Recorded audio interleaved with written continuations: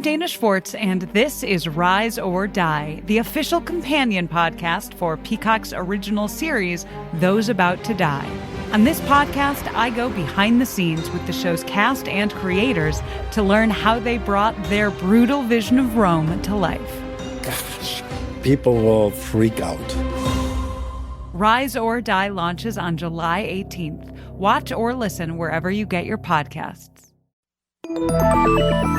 Finding a new podcast to listen to is easy. Finding a good new podcast, that's a little tougher. So let me recommend one.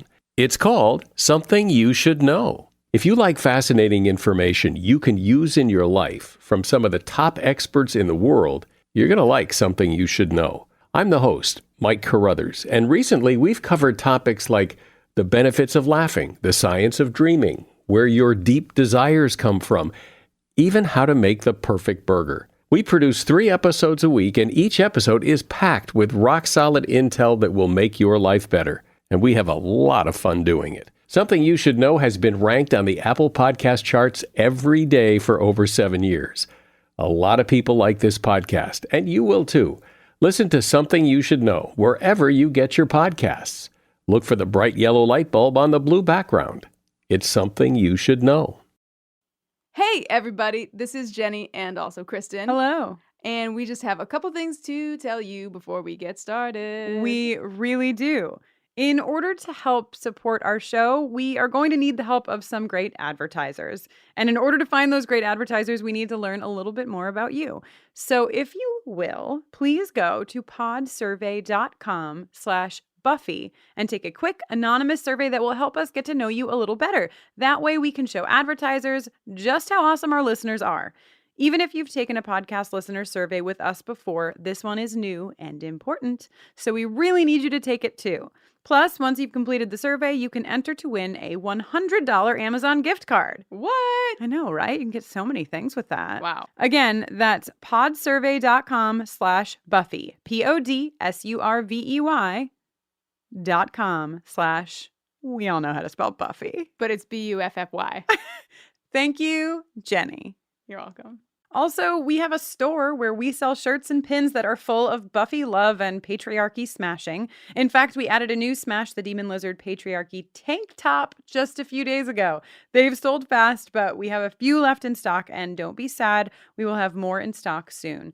Heads up that all of our patrons get an alert about new merchandise before the masses, and if you're a patron at the $10 level, you get 20% off all Buffering merch. To visit our store, head on over to bufferingthevampireslayer.com and click on Shop.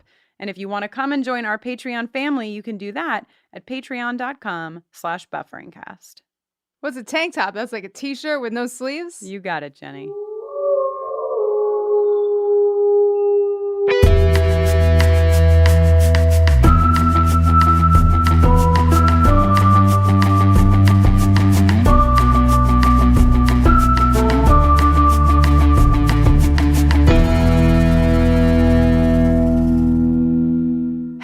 And welcome to Buffering the Vampire Slayer, a podcast where we are watching and discussing every single episode of Buffy the Vampire Slayer, even the painful ones, one at a time. I am Jenny Owen Youngs. And I'm Kristen Russo. And this week, speaking of painful ones, we're talking about Season 2, Episode 14, Innocence. Stay tuned at the end of this podcast every week for an original song written by us, recapping the Buffy episode we are discussing.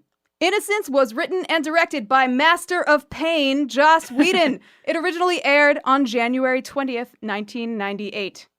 Oh, and this is the one, this IMDb summary.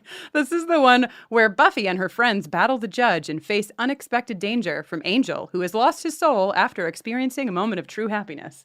I just feel like these IMDb things need to keep a few things back, don't you think? Right? No poetry at all. And also, who's talking right now? Who is? Oh my gosh. Well, this Jenny? is also the one where we are joined by a very special guest. Sorry. No. That's great. Well, now that everyone knows you're here, it's going to be even weirder for me to describe you as you listen. She writes Jon Snow conspiracy theories and also a lot of other stuff on VanityFair.com, and she co-hosts some of my favorite podcasts, including but not limited to Cast of Kings, Storm of Spoilers, Decoding Westworld, and Gen Pop. Please welcome the great and powerful Joanna Robinson. Yeah. Crowd noise. Yeah, crowd noise. Seriously.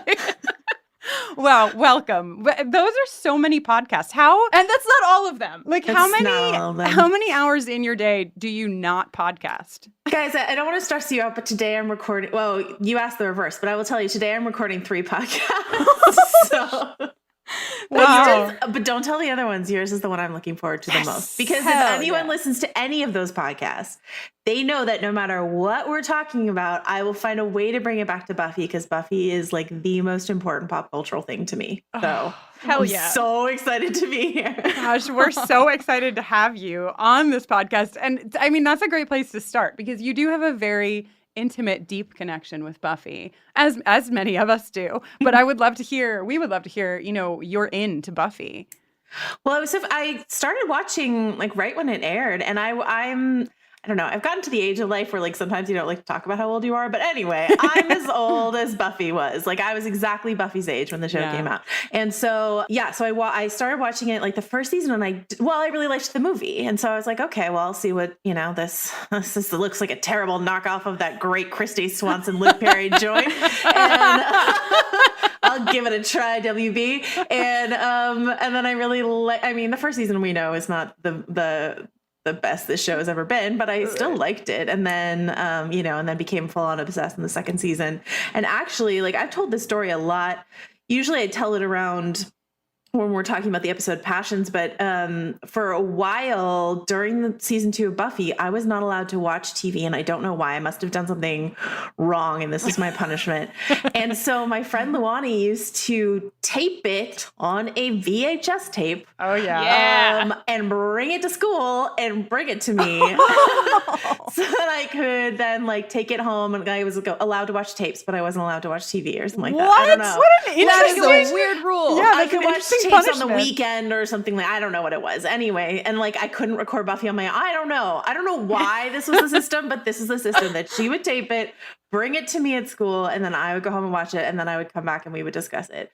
Wow. And I remember when she like brought me the tape for, well, I don't want to spoil like your listeners and won't like say anything, but there's an episode in the future that like she brought me the tape and she was literally crying.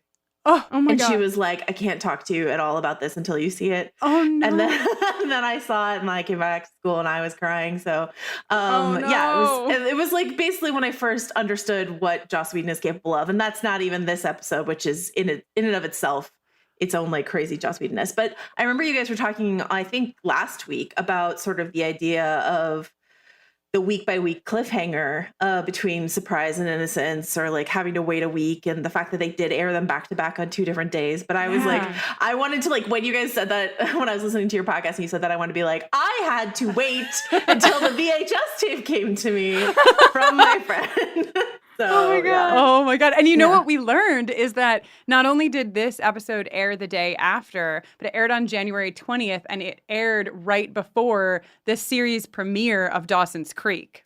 Buddy, what a lead-in. Right? What a day. What a day for television, Like, January good job, 20th. good job, WB programmers, because Buffy usually aired on Tuesday. And so, I mean, I don't know if that was true for the whole run, but that's the night I always remember watching like later episodes on. So if it aired on a Monday and a Tuesday night, like Surprise on Monday and Innocence on Tuesday, then this was like part of some like crazy WB strategy to like gin up as much interest as possible to lead into their new teen show. You know what I mean? Yeah. They actually, this was them moving Buffy from Monday to Tuesday. Like, Okay. Surprise was the last time it aired on a Monday. Okay. And Innocence was the first time it aired on a Tuesday. And then it found its home. All right. Yeah. Did. We learned that because somebody emailed us and was like, this is the first episode I watched. And I remember it was because I was like tuning into Dawson's Creek and caught in imagine this being your in to Buffy. Woo, ragged. And you're like, Yeah. wow, this show is the best show on television. Yeah. So shall we jump into this episode? Yeah, hell Do yeah. it. There's so much to tackle. We start with Drusilla. And I'm not like, I don't mean to spoil anything for anybody, but we're going to get a jingle before this is up. I know where it's coming, but nobody else does. Wow, okay. But yeah, so Drusilla has this vision of Angel, My biggest question about the pre-credits, well, I have two actually. But my biggest one is, who is the woman smoking the cigarette in the alleyway? Like, I want to know her story. You know what I mean? I think she's a singer of a band that plays at the Bronze like once a month. That's my best guess. That makes sense. On DJ Night No Cover. Yeah. Yeah. Like, isn't that just the most brilliant? I mean, we're not there yet, but like, that's just the most brilliant way to like introduce that twist with like the flourish of smoke. Like, oh my God. As if we needed more creepiness in that moment, and then you have it. It's like, oh, it's so smart. Oh, so good. There are a few things sexier than smoking your cigarette out of the neck of a woman. Are we married? I mean, that like blend of nicotine and platelets, you know, just like really hits you in the sweet spot. Yes. But I thought this was funny too, because I feel like, I mean, this is an obvious thing, but like smoking is associated with evil. And it was like, Angel has turned, he literally must have a cigarette. Like, he can't even make it through his first kill without smoking a cigarette. Right, you know? right. And he's smoking, you know, the next time we see him when he's with Spike and Drew as well. Yeah. Because smoking is bad. 'Cause Smoking kills. You actually see a lot of anti-smoking propaganda in Sunnydale High School over the course of the show. Yeah. Well, I feel like the 90s is really that was the time. Yeah, it was like everyone thought cigarettes were good for you until the 90s, I think. Something like that. When we get Angelus, I mean, once again, I don't mean to be like skipping past things. When we get Angelus, is in my imagination, I mean, I feel like this has always been true. My perception is that they put more like whiter foundation on David Boreanaz to make him look extra undead when he's evil, like when he's Angelus. Yeah, his makeup like across the board is so different in the episode. Way paler, and then when he's in vamp face, it's like more developed. This episode actually won an Emmy for makeup. Yeah. Oh, wow. Which like after you said that, I think that's when I really noticed his vamp face, because he can like move his face. You know, when I remember the episode with Kendra when they were on the ice rink and they were kissing, it was like hysterical to me because his face, like he couldn't move his face at all. But now, are you talking like, about Kendra, the vampire slayer? Yeah. Oh my God. Yeah. That's the one. That's her. I love this show. Wait. So happy. But yeah, so okay, so that's like the pre-credits are super sexy. Smoking out of necks. Yeah. Also, the whole, like, the pain is gone. I feel just fine. Yeah. Sort of, like, indicating that now that the demon has, like, re-inhabited this body, or now that the soul has been removed, that he is identifying, like, human qualities as painful. Right. Mm-hmm. Well, that's, I feel like that's a huge thing in the whole episode of like, what is the real Angel? You know, like they play with that so much where he's like, no, now I'm Angel. What is the real evil? Or like, what is the real him? Is the real him the monster? Is the real him the ensouled him? Right. This is the eternal question, and the question the series will go on to examine. Does it ever really answer it? I say no. Yeah, I know, right? I don't think so either. I honestly think if it's Joss, he's probably going to be like, we are our monsters. We're both. We are our demons, or like whatever. Right. That feels like a Joss thing to say. Yeah, totally. So, sorry, does anyone want to mention anything before the credits? I don't want to take anything away from anyone. No, I'm ready to go. Just in case like people forgot from last week, I just want to give you guys props for mentioning that Angel put on literally all of his clothes when he ran out of his apartment. It's the craziest thing that's ever happened. It's so much. It's so many articles. So many clothes. Like, not just like, oh, I'll throw on pants and a shirt, but like, no, I got a layer. Yo, it's like lace up these shoes. It's like 2 socks, 2 shoes, pants, underwear, a t-shirt, a button down, and a coat. Yeah, there was something in his mind that told him, you know what, Angel, you might need to like get up, kill somebody, run into the darkness. You might need to be prepared for this. Do you think it would have been a better scene if we like maybe just pants on, no shirt, tattoo, shirtless, smoking a human angel?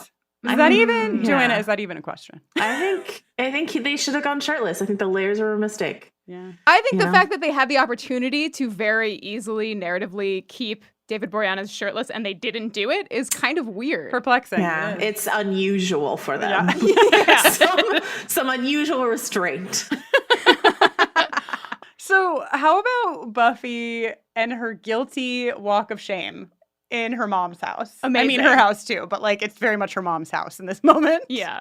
Yeah, I just feel like I don't know, this really resonated for me, like that thing where you've done something, like had sex, and you just feel like everyone can tell. Exactly. Right? And Joyce can. And Joyce can. She's She like, doesn't know what she can tell. She doesn't but- finish her sentence. She's like, I don't know. You just look, and I want to know what was she gonna say?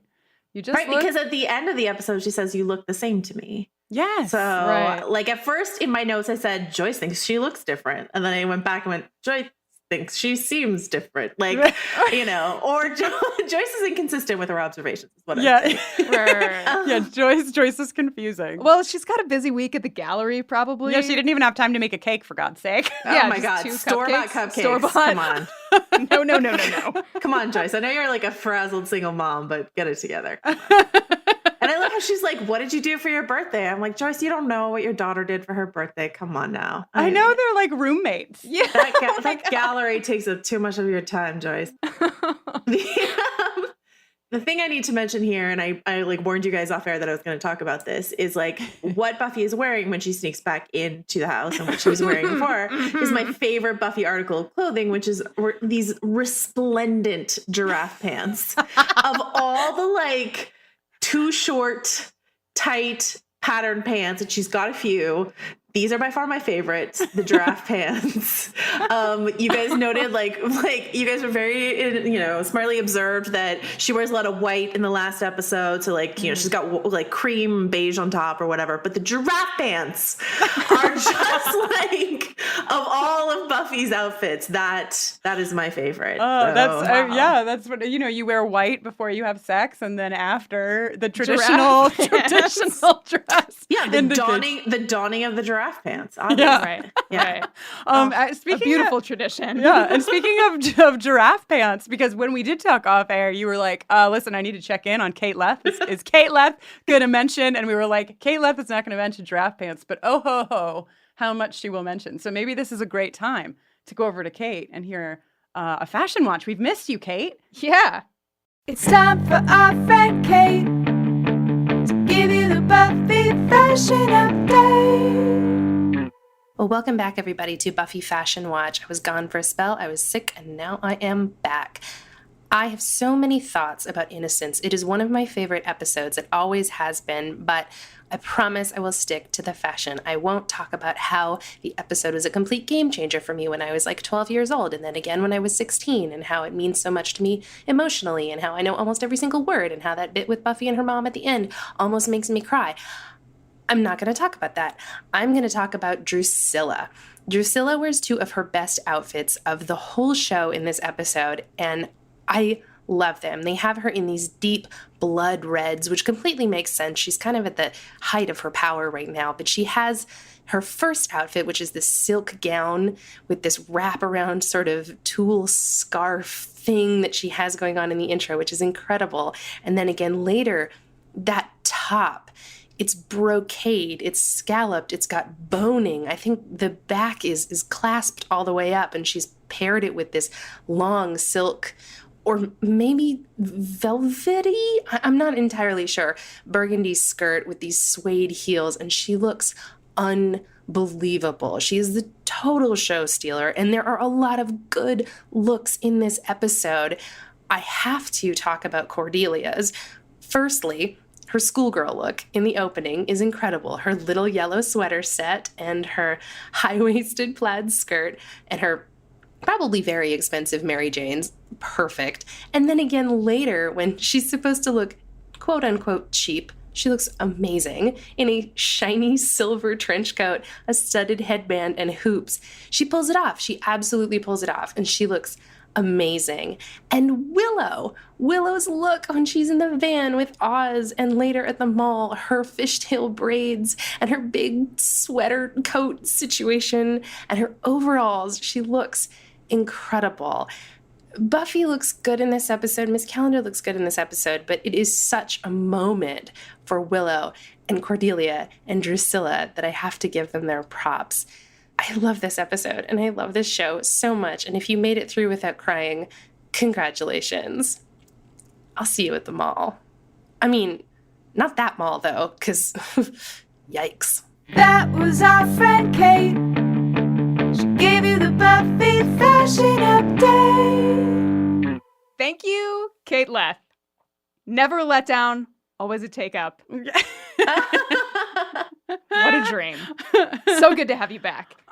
So Buffy gets through the Joyce lie barely. I think she might be the worst liar. She is a horrendous liar. Besides Willow on the show, you know, she just like, you were at Willow's, you couldn't even remember that you were supposed to be at Willow's house. Come on. But then she goes to the library and she has to, the whole episode, or you know, a good chunk of the episode for her is like not being able to tell anyone what has happened because she's a It's unclear. Having sex for the first time is a special time in a young person's life, potentially. Yeah. Not that you have to have sex, but if you do, right. You know. Good job, There's Jenny. a lot of feelings to be had all at once. Yeah, she doesn't want her mom to know, or Giles. Dad, right. But library dad. But like, I feel like if Angel hadn't like disappeared and she weren't worried, she would have come and immediately told Willow. Like, yeah, right. Especially since they had already talked about it. So like, all that seizing. Yeah, so if she hadn't been so like fretful, I think she would have pulled Willow aside and been like, "Oh my God, oh Willow, right? I seized it, but I did this." So yeah, and then my next point of interest is when we find out we're going to research now the judge, because we found out that the judge is assembled, and don't worry because Jenny Calendar will go on the net. She's going to go on the net. Classic Jenny Calendar move. Yes, straight to the net, and cast then some bones, and then Jenny Calendar has a lot of really good moments, or I don't know if good is the right word, but just really Jenny Calendar moments in this episode, because right after that, she's like lurking in the hallway. Oh my God. Jenny Calendar, like going full Harriet the Spy is one of my favorite shots of this episode. I feel like that poor actress, like, I feel like, I think that they did not originally write Jenny Calendar to have this twist. Oh. And so, like, I think for her first few episodes, she was not playing this. And then all of a sudden they're like, okay, just kidding, you're here to spy on them. And so now she's like, right? Because there's no indication. No. They laid no track for this, because, you didn't have to telegraph it, but there could have been scenes earlier in the season where Jenny's like trying to keep Buffy and Angel apart, or like, asking weird questions, something like that. She never once did, but now she's just like, I'm going to make up for lost time. I'm going to lurk in the shadows. I'm ready. Now's my moment. So. She's going hard. She's got that music cue that's like, da-na-na. Oh, yeah. And then last episode too, with the like driving Buffy, where she's like, I'll give you a ride. Like, everything she does is like over the top. But good point. I hadn't thought about that. That like, if this had been a plan all along, they probably would have at least given us a couple of clues. Something. Got nothing. I feel like I remember that. I've got as you guys do, I know, I have a lot of Buffy facts in my head, and I feel like that's a true one, but maybe it's a made up one. So I'm not gonna like die on that hill. But now we'll find out. Now that it's here, it's been given birth into the universe. Yeah, don't worry. People who are listening will know for sure, and they'll inform us. Someone is typing an email right now. Yes. Someone is pulled over in their car to the side of the road. Someone has gone to Dear a post. Kristine and Jenny. Yeah. Someone's gone to a post on thebronze.com, and they're like, well, listen, on this date in the 90s, Joss wrote this on thebronze.com. Oh my God. Thebronze.com is an untapped resource. I have found some amazing things because the archives are all still there. So, oh man. Yeah. Good stuff. I'm rounding the bend to my favorite Your moment fave. of Drusilla's, but I don't want to cut you off. You look like you might have something. No, go for it. It's all me. Okay, well, my favorite Drusilla line maybe ever. Yeah. Well, I don't know. It's hard to say with her, but I'm naming all the stars, and then followed by I've named them all the same name, and there's terrible confusion. I love her so much. This is my moment. There's a few in the episode, but this is where Drusilla gets her jingle. Drusilla, you fill my heart with dread, and still I'm led right back to you. That's That's also my favorite Drusilla line ever. And that was the thing about watching this episode, which I've seen this episode so many times, but when I was rewatching it, in advance of talking about it with you guys, I was like, there's not a second wasted in this episode. Right. Every single second, because like all the other B and C and D plots are also like evolving. Yeah. All the Willow and Xander and Cordelia and Oz stuff is going along too, and then you got Jenny and Giles stuff. Like you got all this stuff going on.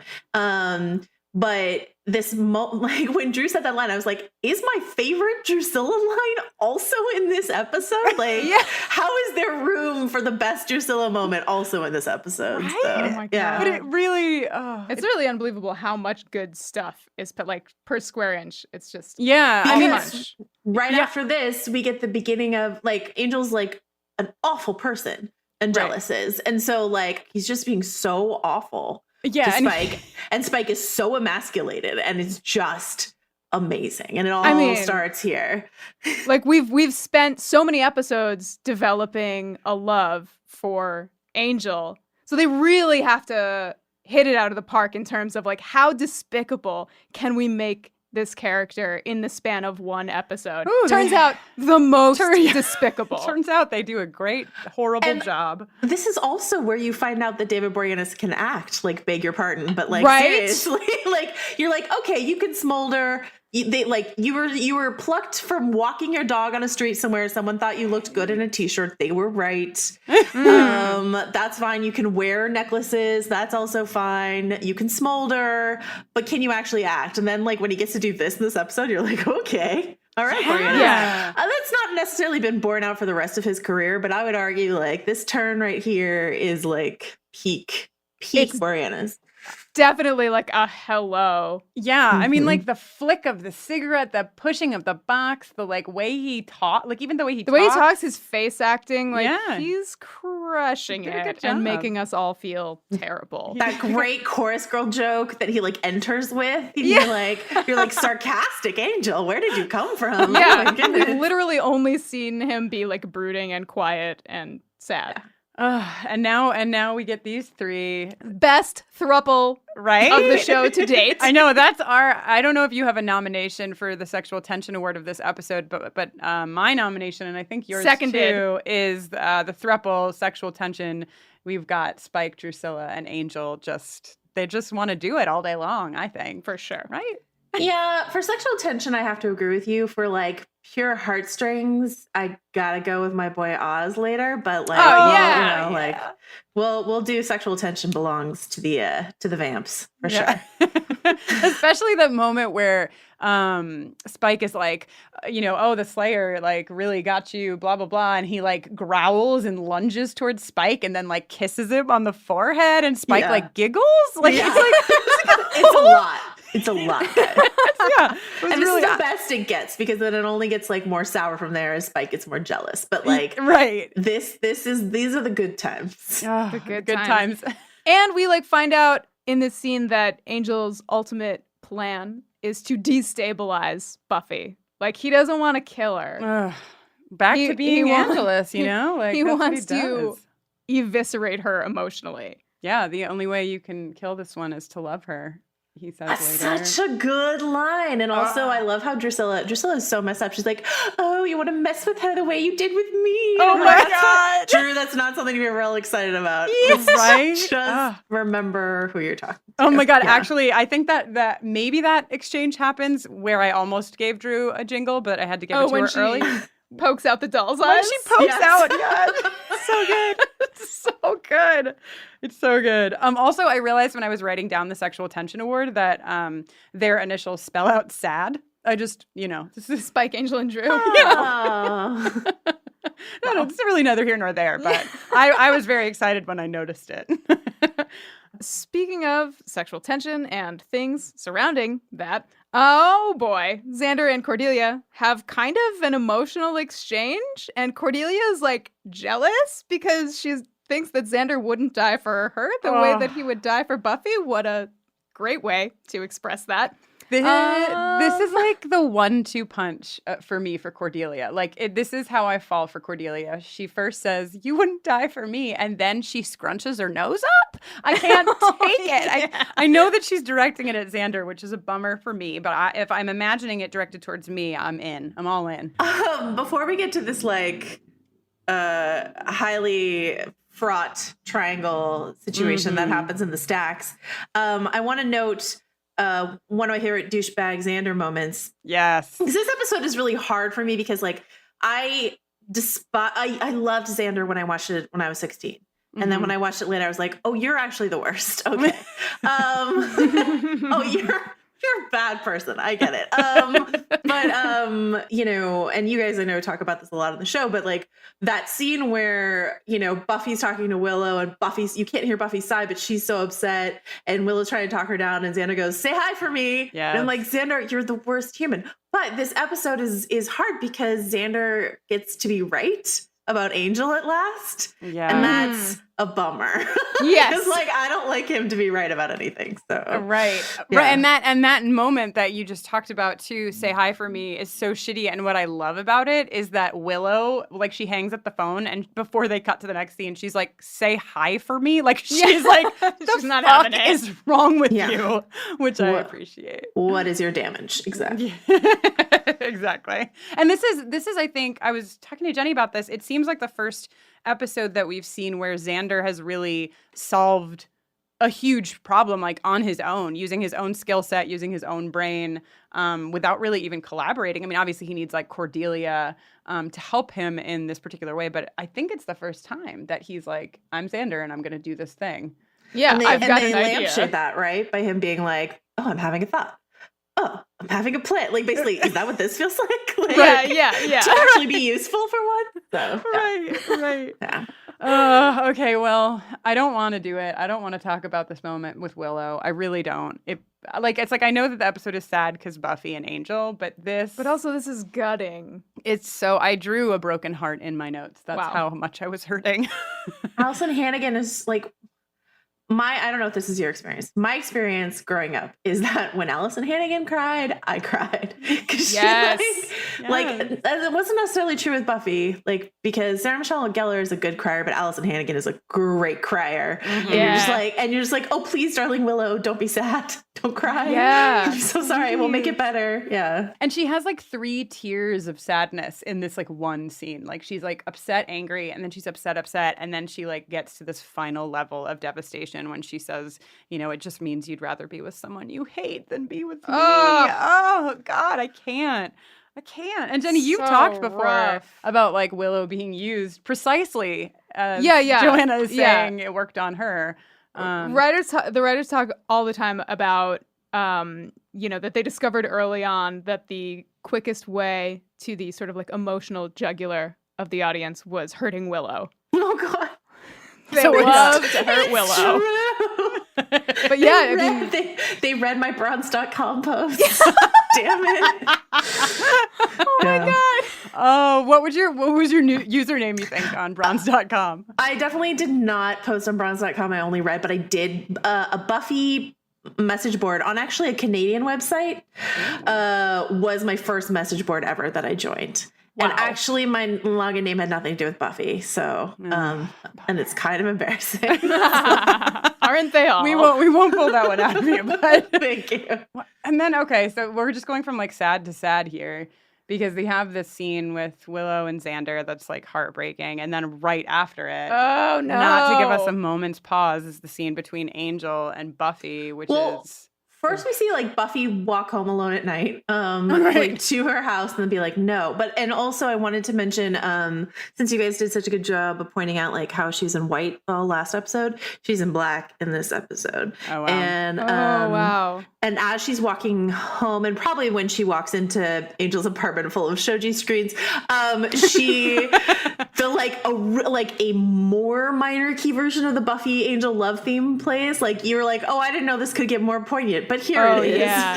Yeah. It's like even more dissonant. This is really, really hard. So yeah, it's just too much Yeah. for my heart. It's so rough. It's a also, Apparently, they initially shot the scene between Buffy and Angel. Either they shot it or it was supposed to take place in Buffy's house. Like, she was supposed to be walking home and then going into her house and seeing Angel. And later, when she's in the library and she's saying, like, I should have known when I saw him at the house, he was acting different. She did say that. She said at the house, and I was like, do you call that little sewer apartment the house?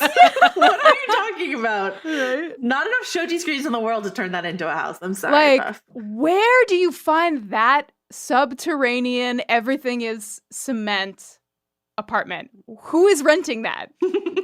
Somebody from like 200 years ago. He's just kept the lease up. Willie the Snitch, maybe. Yeah. But I feel like, I feel like something that I want to talk about on like a larger scale with this episode is how we feel about the fact that like Buffy has had sex for the first time and it has had like horrific consequences. We talked about this a little bit last week about how like usually in horror movies the trope is you have sex, you die. Right.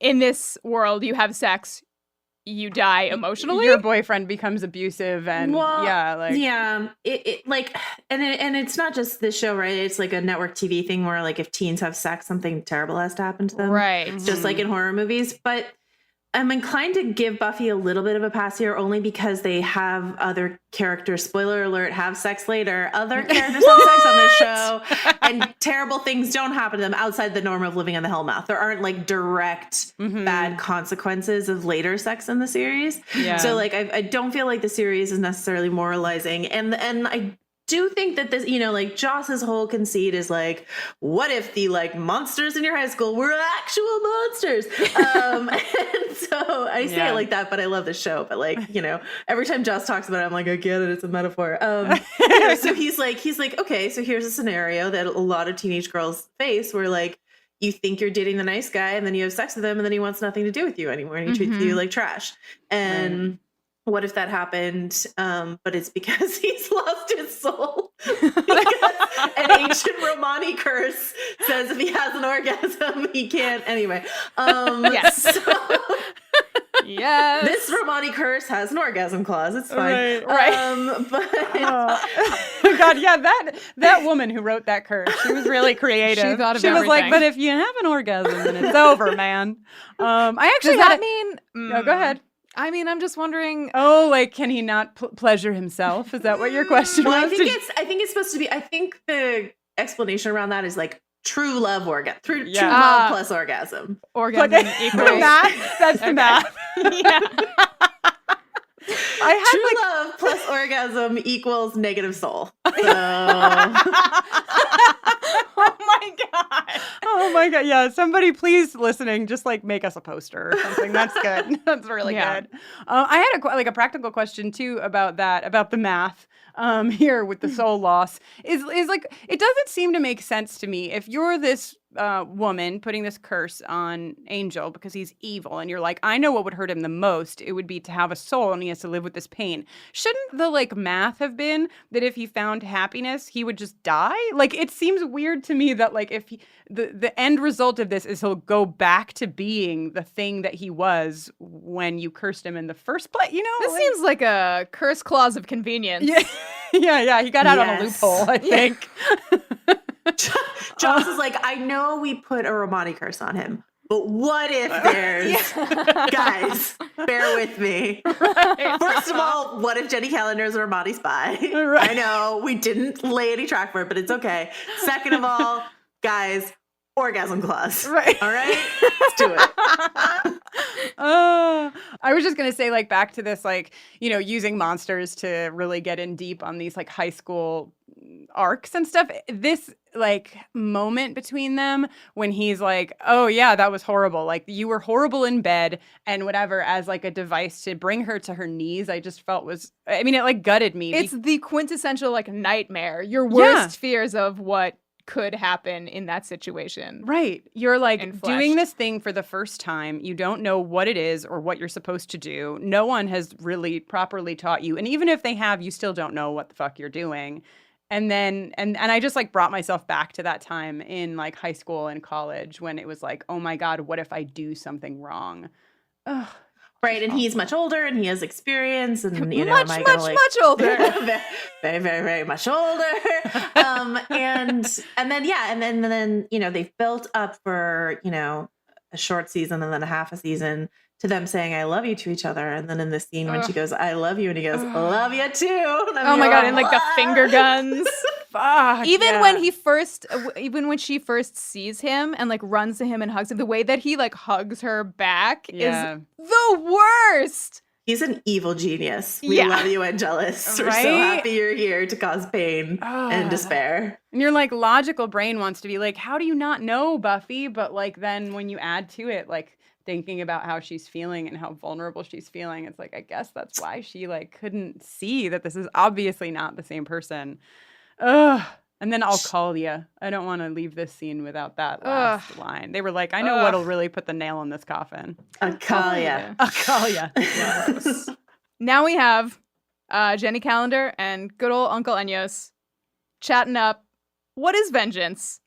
To everyone else, it's something that is like a trade, you know, tit for tat. Mm-hmm. But to us, it's like a living. Support for today's episode comes from OneSkin. And if you have sensitive skin, you're going to want to hear about their scientifically proven topical supplements.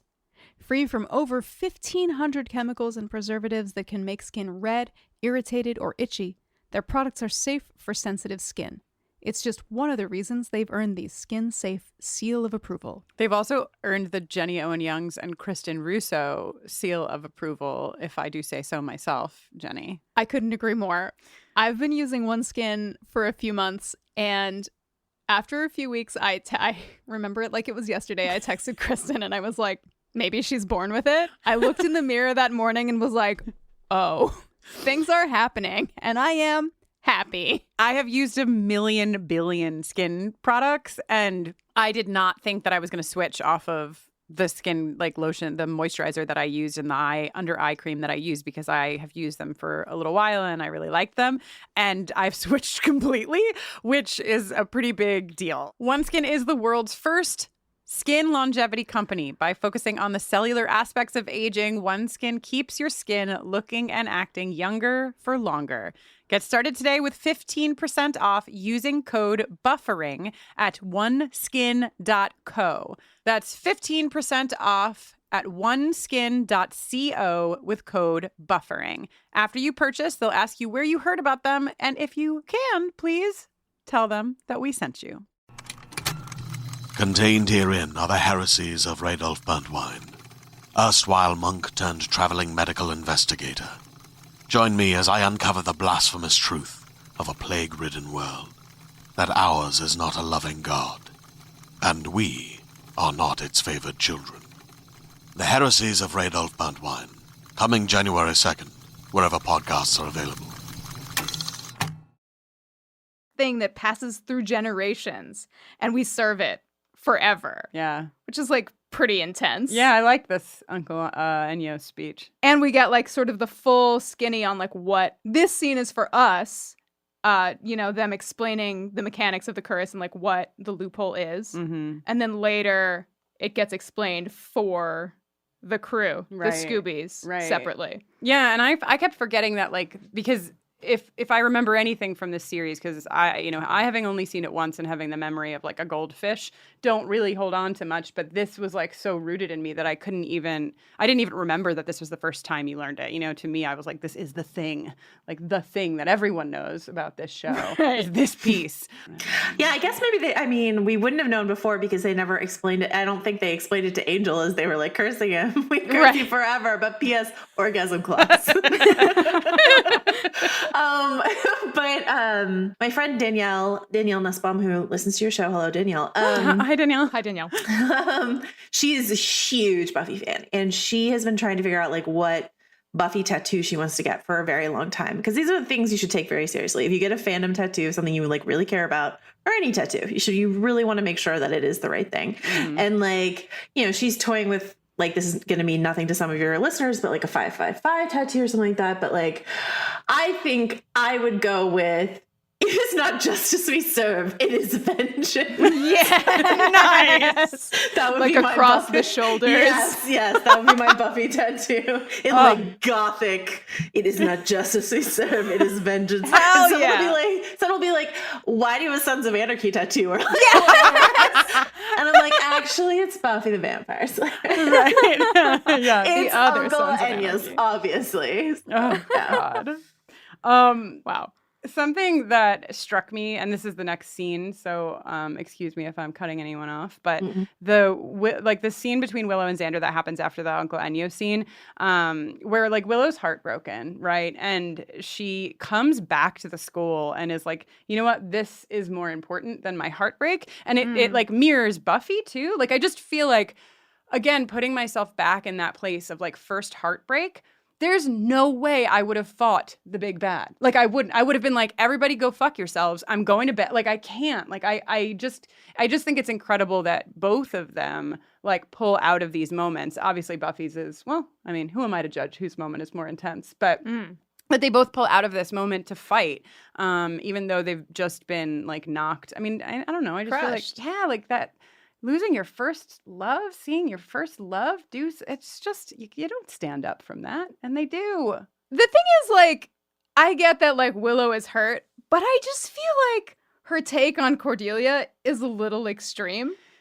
Like, what do you mean? Like the hating Cordelia club? The whole spiel? Well, like, I get hating Cordelia club. Very funny. Love it.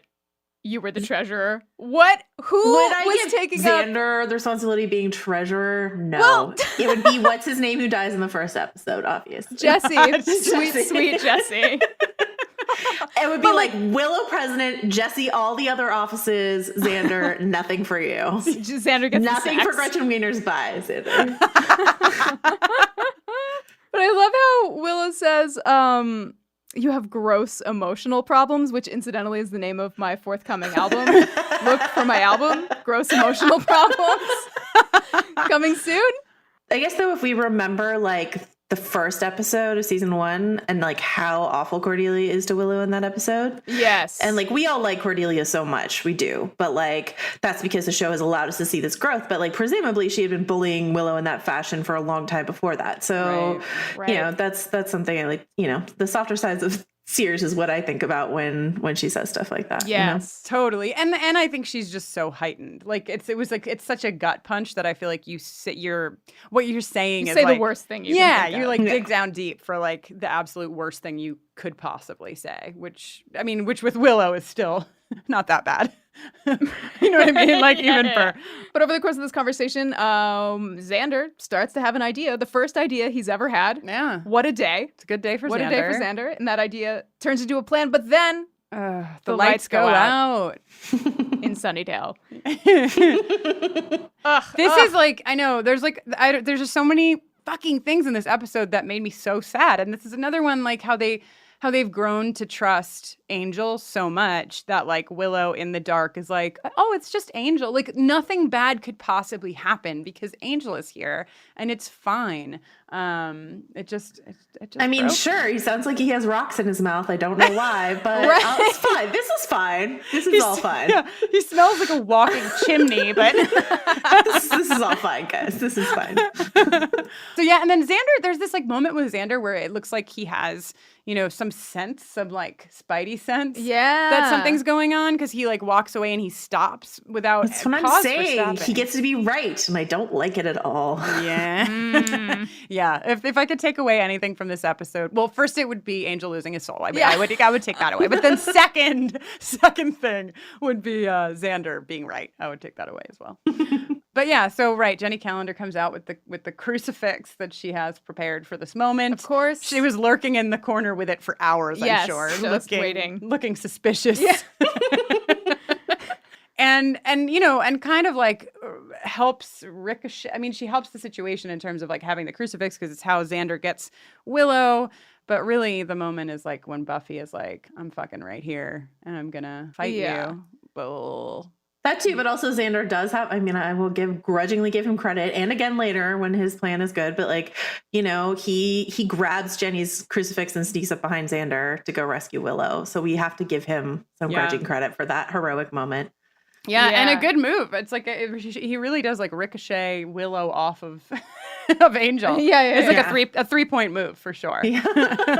And then wow. I mean, whatever. There's a lot that happens in this scene, but my personal favorite is the way that Angel exits the scene, where he like the doors like are closing and he like backs away looking forward and then moves to the side looking forward. Like it's really, really special. It's really Like a special. monster in like a haunted house ride or something. Yeah, like know? he's on a track. Yeah, right. exactly. Like, I didn't notice that. I have to now rewatch Yeah, that. it's it's a like, good- definitely over worth again. going back for. yeah, Okay. it's a really good exit. And so then we go back to the library, right? Because Because Jenny Calendar's all like, Rupert, don't talk like that in front of the kids. not in front of the kids, Rupert.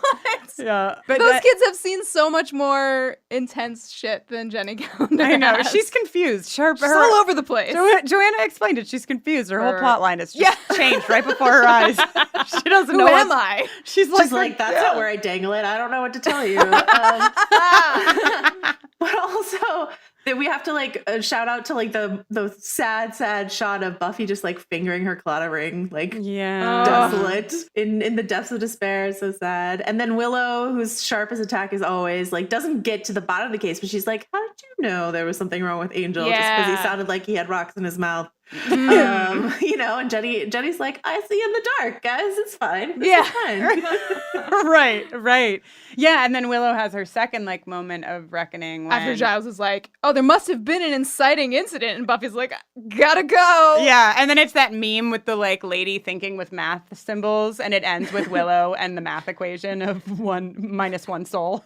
Yes. Giles, shut up. I love that line. It's so good. She delivers it so well too. Yeah. Oh, right? Just perfectly. And I love this like piece of Willow where, because the last time we saw Willow talking about sex, she just said like wow a bunch of times and was like super giddy about it. But I like this moment because it's like, yeah, she's like excited and like, oh my God, this is a thing that like we haven't done and you're doing it for the first time. But then like has the depth of knowledge and understanding to be like, wow, something like this is horrible. Like this is something that no, Giles, you can't understand. And and Willow can. Oh, Yeah, and Jenny seems to get it too. I feel like both Jenny and Willow are like cool with Giles. Like, come on, buddy. I like the whole exchange of like Xander drafting Cordelia. I don't like him telling her to wear something trashy like what the hell, Xander, shut the fuck up. Also, she's wearing She's like wearing like a sweater set. like a schoolgirl outfit, like, and not even like that short of a skirt. Right. Yeah. And then Willow saying, I'll call Oz. He has a van. This is fine. I can play this game. Yeah. right. My boyfriend's van is bigger than your girlfriend's. What? Dad's car. Yeah, Yes, exactly. there it is. Quincy. Yeah, exactly. Oh, okay. Then, sorry, we've already talked about to kill this girl, you have to love her, but I think it bears Yeah. repeating Using and this psychological scene, damage, right? as opposed to physical force. Yeah, and then it's just followed by this like sobbing scene where she's like curled up in her bed, and I just the way that it's edited and like that they give it the time for like the closer pan and then the farther away pan, I just felt like that was really important because it's like this like deep bodily grieving that she's going through, and they don't make it less than that, Yeah. like they gave it the room that it needed. Then she cries herself to sleep. She takes off the claddagh ring, cries herself to sleep. I just want to glom onto your conversation you had last week and say, I also had a claddagh ring in high school, probably because of this show, I would guess. Hell yeah. And then when she falls asleep, she dreams of sexy times. And I think we get more of the sexy time scenes in this episode. I mean, it's still very artfully shot, but like more than we did in the actual losing the virginity scene in the first place, right? Yeah. Totally. Yeah, way more. And also way more claddagh. That was something that Lots of claddagh. We were a lot of full claddagh. Yeah. Claddagh-on-claddagh action. Yep. I said when we were watching it, I was like, oh, there's so much claddagh. And Jenny was like, well, Kristen, there's 2 of them. Like, It could be either in any given shot. Yeah, So divide those claddagh shots by 2, please. Yeah. Boreanaz just has like really delicate hands. You don't know what you're looking at. Right. Yeah. Sexy time. And yeah, I mean, we got nothing in Surprise, really. It was like the lights went out and that was it. Oh, okay. So this is the scene. Yeah, and I remember them doing the like, because Joss directed this episode, and I remember like I've always thought about how like the swinging light that they use on this, right? Because they just like is really effective and very dreamlike. Yeah. And you just get a lot of like fluster producing noises. And your teen self is like, oh my goodness. Yeah, I want to make sure that everyone listening to this gets to experience what I experienced both times watching this sex scene with Jenny. Like, in case you're like, oh wow, it's a sexy scene, you two are married, maybe you like at least are normal people next to each other. Jenny looks like a turtle with her like head pulled back like 40 feet and her mouth like in one line where she's like, are you? I mean, you should talk about what you're feeling, but it looks like you're horrified, especially when there's a moan. When there's a moan, forget it. Her head, you think her head's back as far as it can go, and then it like shoots back. There are just like a lot. It's like very ASMR, like such close, tiny mouth noises. Like I just feel like I just feel like something's being inflicted. All sex scenes or this specific sex scene? No. This specific provokes a turtle effect on you. This specific sex scene. No thank. I mean, great job, everyone. But also like yeah, it turns you into a turtle. The swinging light. I'm glad you said that because I didn't know what to call that. But that effect reminds me too of the. Do you remember the sex scene in But I'm a Cheerleader, of all things? But like, oh yeah. It's very similar. It's like light kind of like moving around and you don't really see anything, but you feel like you're seeing things, right? You know? You see, that's, I mean, this scene really does not show you that much, but you know, as you guys were saying, like the audio does a lot of the showing for you, and then it's like it's mostly crumpled sheets and claddagh rings and swinging lights and gentle moans, and you're like, oh god, crumpled sheets and claddagh rings. I know you've already called your next album title, but can the one after that be called crumpled sheets and claddagh rings? Of course. So then the sexy dream turns to like this classic horror lighting where it's like so bright and so blown out. And angels in the daylight, which of course is not possible. And he tells Buffy, she has to look. What does he say specifically? You have to know where to look. You have to know what to see. Whoops. There it you is. Have to know what to thank see. God. See, 3 brains. Take 3. We did it. I had nothing. You had part of it. Joanna had everything.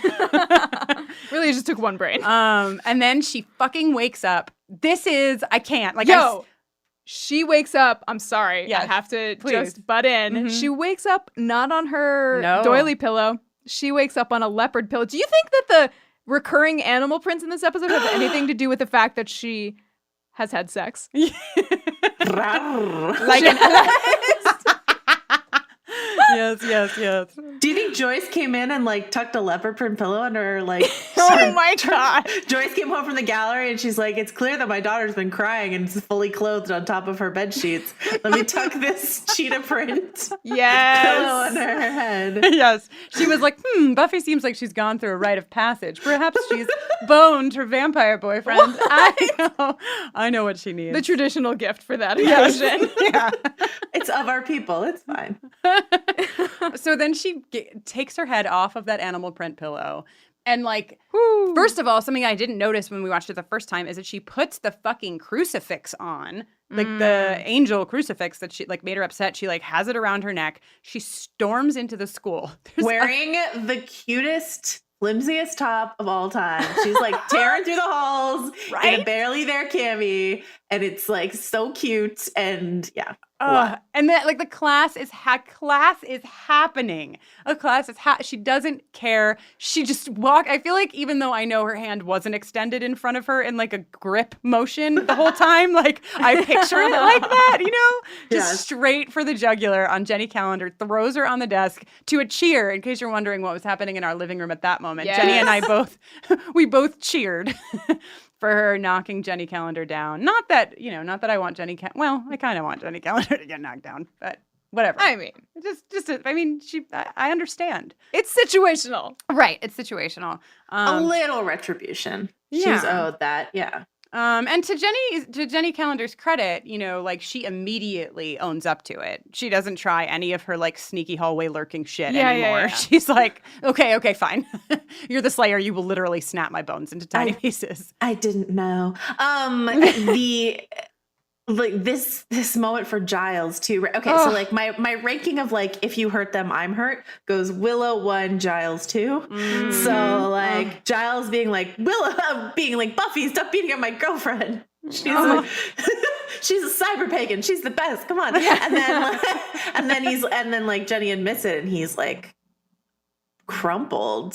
She's his heart. You know what I mean? Like it's like, just so sad. This is like a classic thing that I mean, this is like a total She's All That, where like you find something out about somebody you're dating that indicates that it's possible that your relationship was never even real to begin with. Right. The whole thing could have been a lie. It could have been a dare. Was it ever real? Was it ever true? Exactly. Right. Poor Giles. And then to Giles' credit, like, he gets this, like, it's like everybody's heart is broken in this episode at different levels. But Giles, too, like, he does not miss a beat. He's like, this hurts me, and yet I know what I need to do. Like, I need to stand by Buffy. I need to protect Buffy. I need to let Buffy know I respect her. Like, even though he's hurting. And then Buffy has this thing, and this is, like, a recurring thing that the show explores of, like guilt and shame over being a girl or being in love and all this sort of stuff like that. And so Buffy says, so it was me, I did it.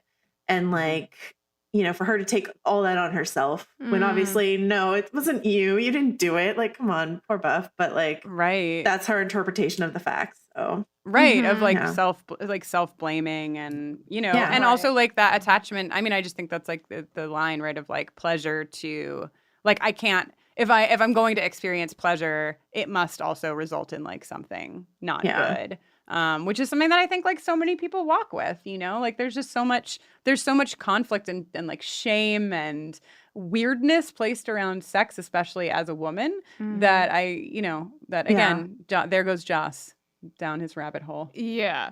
And also Buffy has to sort of like in learning what exactly is going on and what has happened to make Angel and jealous, she has to indicate essentially to her watcher dad that she had sex. Right, which adds like a whole nother level of whoever wants nobody to wants know. To. But he couldn't possibly, I know I'm skipping ahead, but like he couldn't possibly deal with it better. Oh God, the end. But like, Giles is basically, I don't think he actually cleans his glasses in this scene, but he's like inside. He's furiously cleaning his glasses. Yes. Because he doesn't want to know this. He's gone too far and he cannot turn back. Oh my God.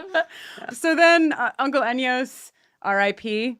Well, so this is a really fun cut actually, right? Because Jenny's like, I can take you to someone who knows something or something like that, right? Yeah. She says some lead in line, and then it cuts to Uncle Enyos where he starts talking. You hear someone come into the room, he starts talking, and you think he's talking to Buffy, and then it's Angel. How did Angel find out about Uncle Enyos? We don't know. Who knows? Maybe Drusilla had a vision. We don't know, but he looked up like the Calderosh directory in Sunnydale. There's only one other Calderosh here. Staying at the hotel. He didn't actually know about Jenny, so like, you know, there's no it's true. And you also brought up, and we're assuming a guess that he's staying at a hotel, but the other it looks hotel-y. It does. And otherwise, how could he have gotten in? Angelus just enter without an invitation? Yeah. Right. So it does look like motel art, like on the wall and stuff like that. So it did. Okay, before Angel does his art on the wall. Oh God. But quick interjection. Does that mean, like, what's the deal with Airbnbs? Can vampires enter an Airbnb? I'm wondering for my future lodging. Right. Needs. Because it's like I think they can't unless they sign, like, aren't you like basically signing a contract when you sort of enter into an agreement with an Airbnb? Yes. So I feel like if he goes on the website and registers and jealous 29, like, I don't know why I picked 29. It's not a significant number. And then like signs the contract, I feel like then he can go in.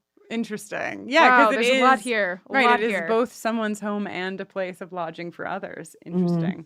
So the wall art, you brought it up. What a bummer. Because at first, when I first was watching this, I was like, why is he even, I didn't even think about the fact that how would he know who this is, but I was like, why is he even bothering killing Uncle Enos? Like, what, you know what I mean? Like, it seemed like he had bigger fish to fry than this. And then I realized, oh, right, he's using this as one more tool to manipulate Buffy. Like, he knew Buffy was going to be there, and he knew he could like leave her a message. And But it was also like when at the end of the conversation between Jenny and Uncle Enos, wasn't he saying like maybe there's something I can do? But yeah, I feel like if there's a possibility of Uncle Enos like having any deeper Calderesh knowledge that he could impart that could help anyone like, recurse Angel, because that's what Buffy wants. Then he cuts that resource off, at the knees. True. Oh, yeah. Yes, yeah, that's a good point. But yeah, so now we get Cordy in her beautiful gear. Her trashier outfit. Which like I am super into, just like Kate. Kate was super into this outfit. Agree with you, Kate. I had pants made out of that silver material in high school. Just absolutely. I think a lot of people had various clothing items made out of that. So that was a good couple of years for the industry who made silver fabric. Yeah, I feel like at least 2 of the Spice Girls wore something similar. Oh yeah, yes. Alex Mack, I'm pretty sure, was wearing something like that. 100%. But yeah, and she has this wonderful. Cordelia has a wonderful moment where she's like, "I'm not a soldier, am I?" Like, she's like, Xander really hit the nail on the head with like who he needed to bring for this particular moment. Like Cordelia, without knowing anything, is perfect in this scene. Yeah, and we find out that Xander still remembers all of the military knowledge he gained when he was turned into his Halloween costume. Like that's a cause of convenience I kind of like, you know what I mean? Because it's like they very definitely were just like, hey, what if we retcon it that Xander remembers all of his Halloween stuff? And my question is like, what does Willow remember? Yeah. Could Buffy like rattle off like courtly etiquette or something like that if she needed to? These are my questions. Well, maybe wearing that outfit helped Willow prepare to ask Oz if he wanted to make out with her. Oz's delivery of the one word when he just says, what? After Willow asks if he wants to make out with her is one of my favorite Oz moments. It's also one of my favorite Seth Green moments. It's just such great acting. And this whole scene, I mean, this is, Joanna, perhaps you want to talk about this because I know you were like, listen, sexual tension, fine, but everybody out of my way when we get to Willow and Oz. So you guys, okay. Like, here's the thing. We haven't met face to face, even though I feel like I know you, but like, I'm quite tall. And I had like a rule. I still have a rule all through my life is that like, the guy, sorry, shorter gentleman of the world, but that a guy has to be taller than I am in order for me to be interested in him. That's my shallow, superficial thing that I need. Yeah. And my exception is Seth Green because he is like a tiny little man, but like I love Oz so much, and like this scene is one of the main reasons I could like say word for word. I wasn't saying it word for word, but I could. Like he's like the Willow kissage, like even like cutesy like Whedonese Willow kissage. I'm like, yep, that's vital to my teenage experience. Yeah. Or when he says that's on the empty side, like all of this, and then Allison Hannigan's face as the camera just like stays on her face as she just stares at him and is like, oh, this is what it's like when someone loves you or likes you. It's not like you're not pining after someone who treats you like, just a pal or garbage sometimes, this is what it's like. And it's just like, doesn't get better than Willow and Oz, in my opinion. No. Oh my God. And the way he caps it off with, in my fantasy, when I'm kissing you, you're kissing me. Yeah. And it's like, that's okay. I'll wait. And you're just like, oh my God. Okay. No, so, perfect. Setting impossible impossible bars for future boyfriends. Yeah, seriously. For all time. Yeah. My note, and this is just the Oz and then the equal sign and then perfect. So. Oh, it's a lot of good math in this. Yeah. A lot of great math.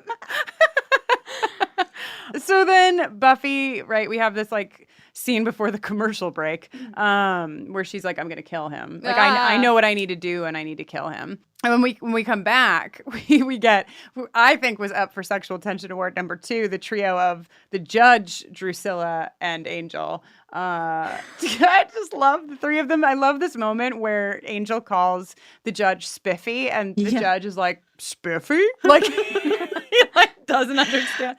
It's just cute. It's you guys, cute. maybe controversial opinion, but they kill the judge too soon, right? Yes. Like, we should have gotten 2 more episodes of the judge being like, basically like Data from Star Trek or something like that, being like, what are your human ways? I find them so confusing.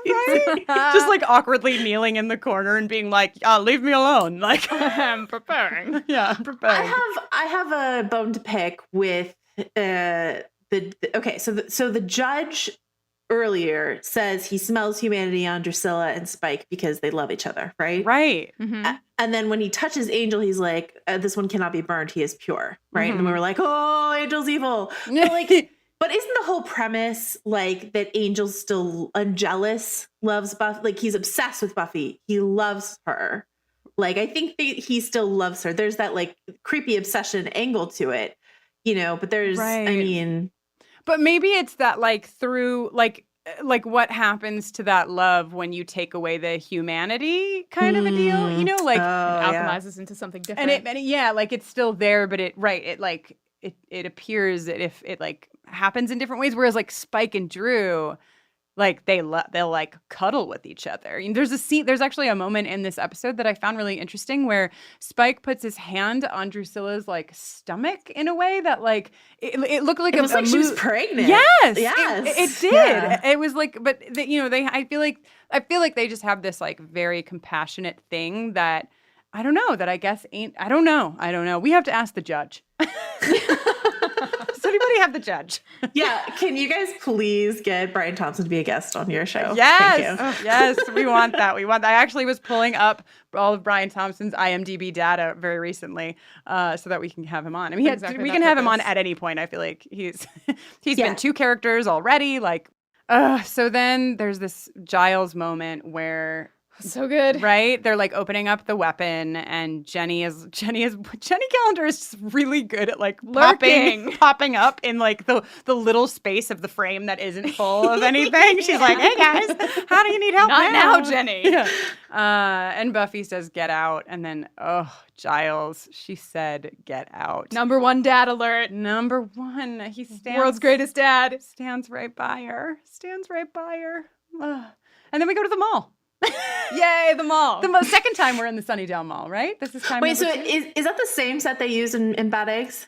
I don't think so. Because to me, it looks like something else that's been dressed up to look mall-ish. Yes. Right? Yeah, totally. Agreed. Exactly. Like in Bad Eggs, it was like definitely a mall. A mall. Yeah. And they're like, let's put a cash register on a table. Yeah. Because even people will have shopping bags, but there will be no stores visible. Yeah. Exactly. There's no stores. They're just lining up. I mean, we get like a bit of a movie theater sort of a hallway later, but like, yeah, I know where people would I would know where I would go. Like, I love all of that setup because it's like the Bronze, obviously. Nope, Bronze is closed. Okay, where's the other place? Right. Oh, the mall.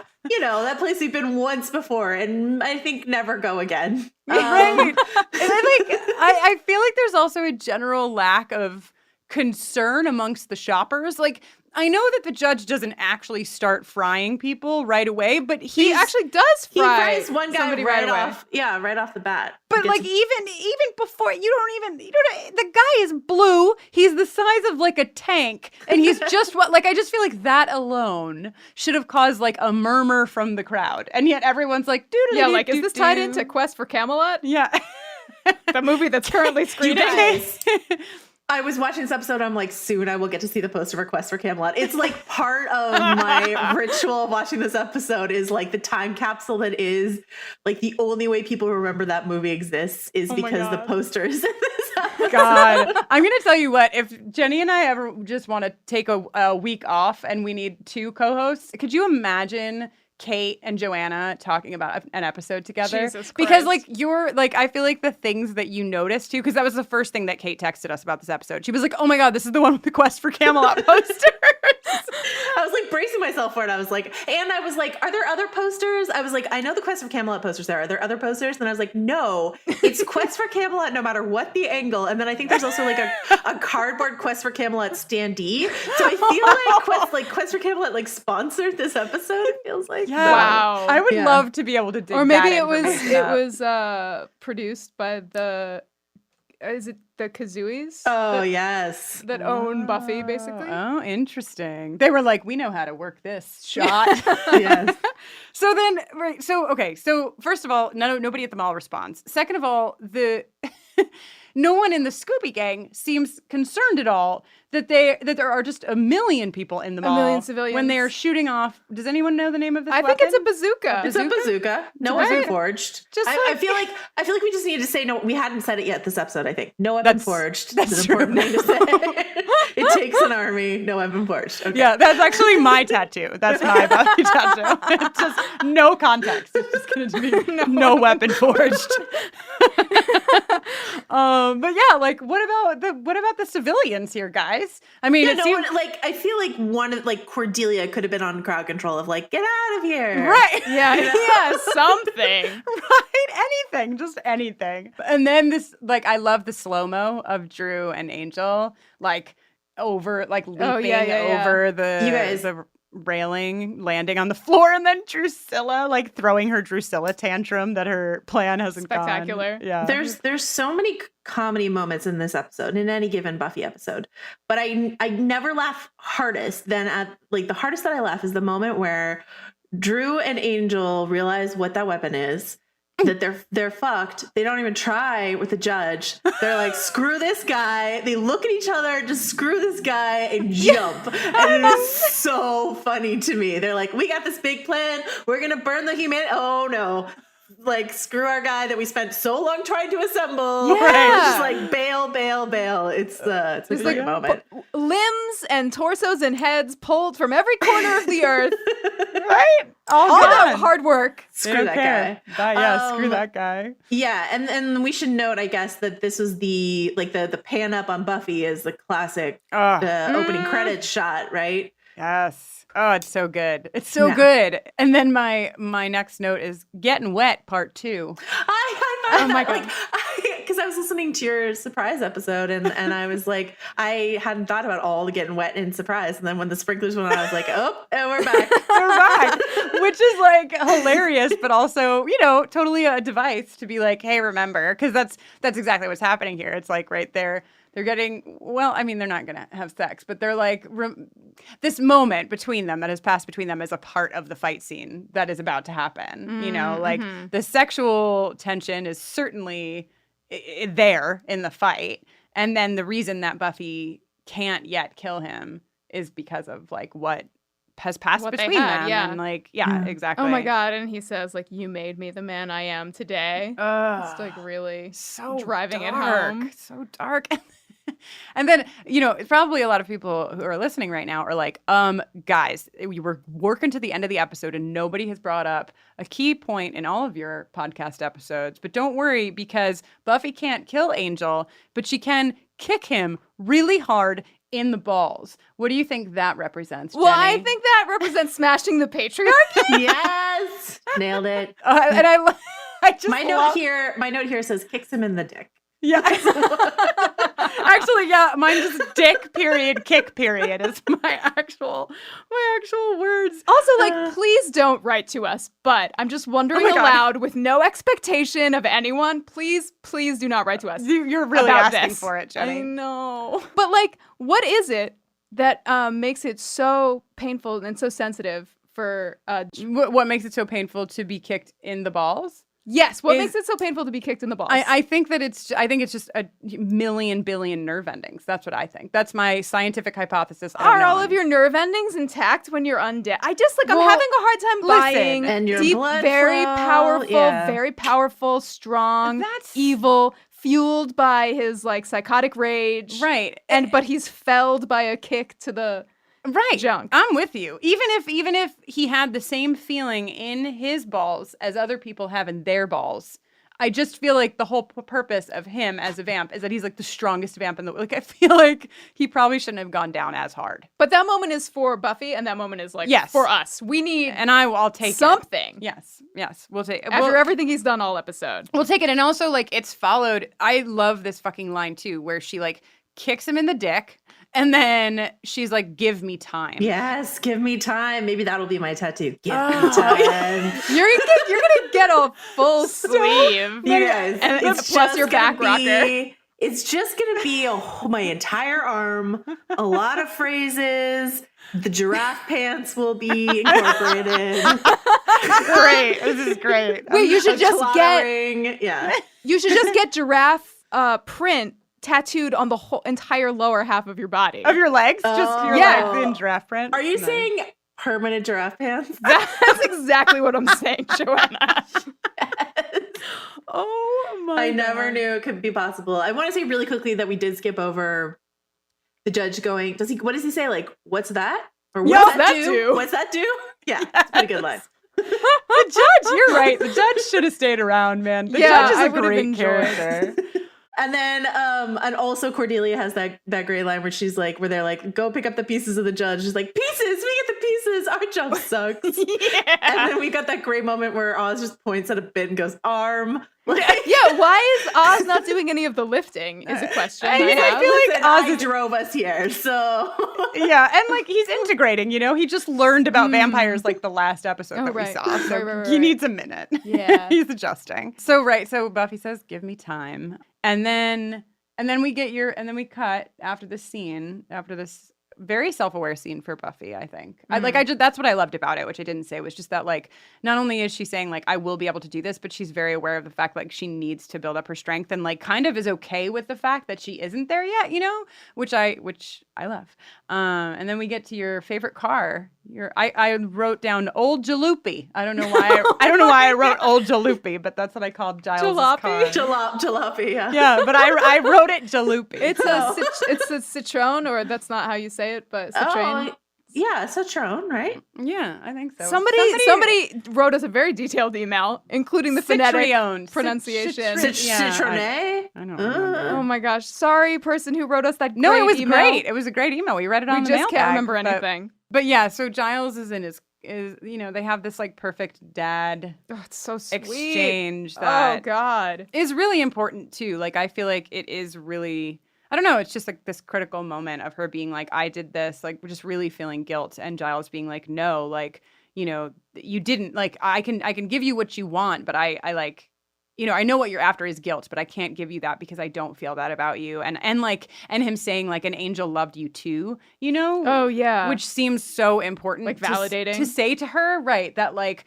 when you go through a heartbreak and you look back and you're like, I was such a fool. It's like, well, no, like there were what happened was real. Like what happened before was real. And even though it's not there anymore, doesn't take away from the fact that it was there once. So Giles just nails it. And she gets moments with both of her parents, because then she leaves Giles and she goes into the couch with Joyce. Yeah, but Joyce doesn't know, and it's so unfair. Like, Giles gets to know this about Buffy, but Joyce doesn't. And I think it like, without spoiling anything, I think like bearing that in mind later, in the series is good, of like all the things that Joyce is missing in her daughter's life that her daughter is keeping secret from her, which is true of any teenager, but like, extremely so for Buffy. I like how sometimes when Buffy talks to her mom in code, right, she sometimes will say things like the metaphor, the other side of the metaphor, and Joyce can be an understanding good mom then, but she gives her mom nothing and just says creepy things like, I'll just let my birthday candles burn. It's like the most Hot Topic goth thing anyone's ever said. Right? And what'd you do for your birthday? I got older. Yeah.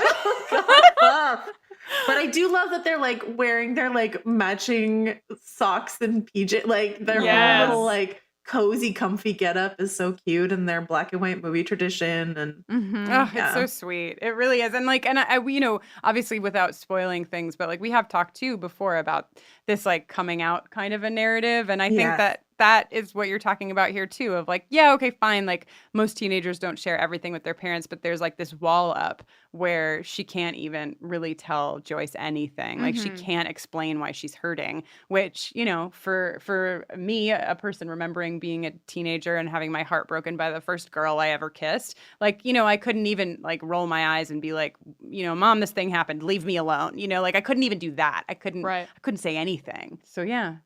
This show. And we should mention that this is the first of the Buffy birthday episodes, which will become a thing. But Right. But this is there isn't a season 1 version of it, so this is where it all starts. Right here together. Wow. So I think we've done it. I think we have truly done it.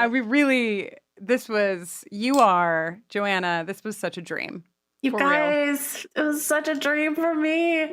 Huge. I'm so excited. I could do this. Please, anytime. Like, if a guest cancels like last minute, just like call me and be like, Joanna, do you want to ramble for an hour and a half about a Buffy episode? I'll be like, depends. Is it season 6? Yeah. No. We'll be like, Joanna, how many podcasts have you done today? And if you say less than 3, then you're on. But thank you so much. And thank you for doing this show in general. And like for all the people who are watching this show for the first time, so that they can follow along with you guys. I just think it's a really cool thing you're doing. So thank you for doing it. My God, thank you so much. When we first started making this podcast, Kristen was like, who do you want to get on the show? And I was like, my number 1 dream guest is Joanna Robinson, my favorite podcaster. Yeah. And now here we are. You guys asked me like a while ago. When you guys asked me, I was like, yes. Yeah. Then I do. This is like a common. Yes. This is a common pattern because then immediately I like went to Twitter, I think, and I tweeted at you, or you had just. It was funny because you would like, of course, to very telling, you had just tweeted something about Buffy. It must be a Tuesday. Joanna tweeted something about Buffy. Yeah. Right. Yeah, and I was like, Jenny, it's fine. It's done. Joanna Robinson is going to be on our podcast. Yeah. Ta-da. And now it has happened. I guess we can quit. This is our last episode. Yeah, this is it. Oh my God, don't even say that. I feel like everyone is so scarred. Don't write in. So many people are like, will you finish? Like, I feel like they've all been left at the altar so many times with people stopping in the middle of like season 3 with Buffy podcasts. We're going to make it to the end, guys. Don't you worry. You're going to go all the way. All right. We're going to go all the way. How thematic. Wow. Okay. So, Joanna Robinson, gift from the heavens. Could you please tell the good people listening to our show where they can find more of you on the internet? Yeah, you can find me on Twitter at treasure of the I Hate Cordelia Club. No, I'm at Joe Wrote This. You can find me, my work on VanityFair.com. You can listen to a few of the podcasts that I do right now. I'm doing Storm of Spoilers, Gen Pop, and Little Gold Men. Ugh, you want to read and listen to all of those things. Trust us when we tell you that. I'm Jenny Owen Youngs, and when I'm not making this podcast, which is an increasingly smaller portion of my life's pie chart as the days go on, I am usually writing songs and recording songs and playing shows and being a musician, and you can learn more about me and hear some of those songs at jennyowenyoungs.com/buffering.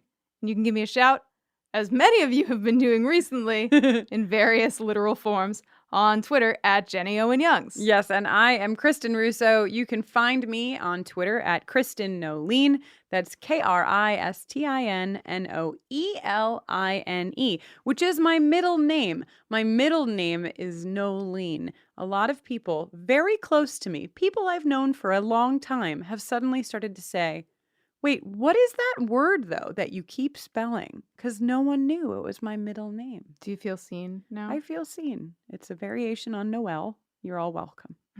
Anyhow, you can find me over on Twitter at Kristen Noeline, and you can also learn more about the work that I do with LGBTQ young people and their families over at everyoneisgay.com or mykidisgay.com, or you can just learn more about me at KristenNoeline.com. Buffering the Vampire Slayer is on Twitter and Facebook at BufferingCast, and you can also drop us an email at bufferingthevampireslayer@gmail.com. There are so very many ways that you can help support the work that we do here at BufferingCast. You can go on over to our Patreon page at patreon.com/BufferingCast and find all sorts of fun things that you can get in exchange for supporting this work here. As a matter of fact, just a few days ago, we did a Buffy watch. We all watched the episode Surprise together in our secret little group. It was so cute. It was so wonderful. And, it was really wonderful to watch with all of you that joined us. But what I loved even more, perhaps, than the fact that we watched Surprise all together was that because everyone is part of this little secret group now, a lot of you got together after we watched Surprise and created your own party and watched Innocence together after we left. Oh, it was our favorite thing. Anyhow, you can find so sweet. It was so sweet. You can find out all about that over on Patreon. You can also go to iTunes and leave us a review. We love good reviews. We love them. So please keep them coming. Thank you for that. And of course, as we mentioned in the beginning of the show, we have a listener survey happening right now. You can find it over at podsurvey.com/Buffy. podsurvey.com/Buffy. You go over there, take a quick anonymous survey. It helps us get to know you. It helps us get some advertisers on this show, which is really helpful as well. And you can enter to win a $100 Amazon gift card just by filling out that little survey. So thank you in advance for all of your help and all of your support. You guys rule. We love you. Praise. And thank you again for joining us, Joanna. If you don't mind howling out with us, that would be Oh a my dream. God, I really want to. Well, that's staying in. Okay. Till next time. Ooh. That was good. Amazing. Yeah.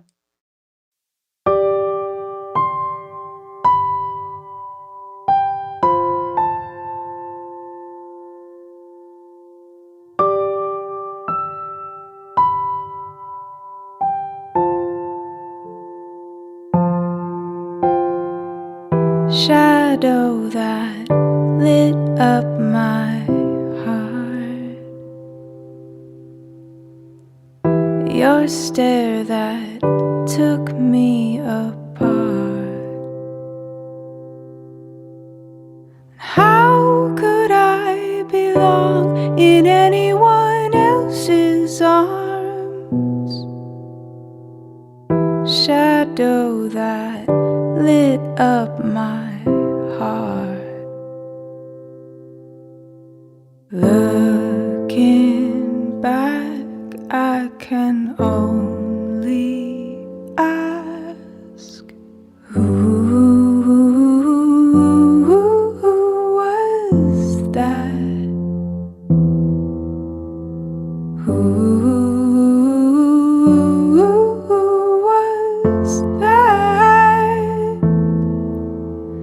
I know that you were standing here, your face, your words, your heart so clear, but who was that? Held you so close, how it burned when we kissed. Time stopped its turn. And how could I belong in anyone else's arms? Held you so close, how it burned. Looking back, I can only ask, who was that? Who was that? I know that I was standing here, my face, my words, my heart so clear, but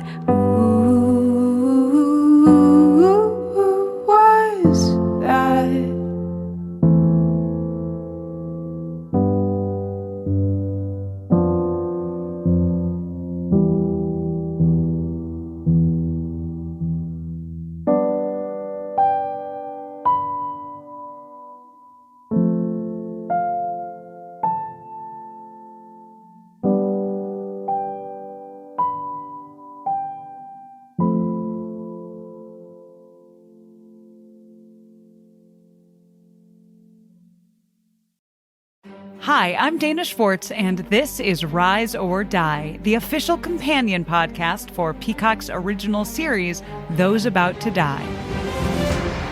On this podcast, I go behind the scenes with the show's cast and creators to learn how they brought their brutal vision of Rome to life. I talked to acclaimed director and executive producer Roland Emmerich, When I saw the first race, I was like giddy. actor Ewan Ryan, For an actor, that's a dream, although you do get a lot of sand in your sandals. and so many more. You helped summon those ghosts back onto that stage. Every day when I went to set, I was giggling about what I saw. I think it's going to be a breathtaking thing. People will freak out. Rise or Die launches on July 18th. Watch or listen wherever you get your podcasts. Hi, I'm Jennifer, a founder of the Go Kid Go network. At Go Kid Go, putting kids first is at the heart of every show that we produce. That's why we're so excited to introduce a brand new show to our network called The Search for the Silver Lining, a fantasy adventure series about a spirited young girl named Isla who time travels to the mythical land of Camelot. Look for The Search for the Silver Lining on Spotify, Apple, or wherever you get your podcasts.